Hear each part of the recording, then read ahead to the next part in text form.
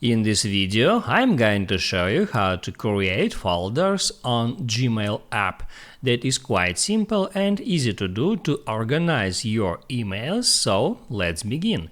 And first, open up Gmail app, and now all you have to do first is to create a folder. So in order to do that, hit Add menu icon and then scroll down for a bit until you find Create New. Just tap on that.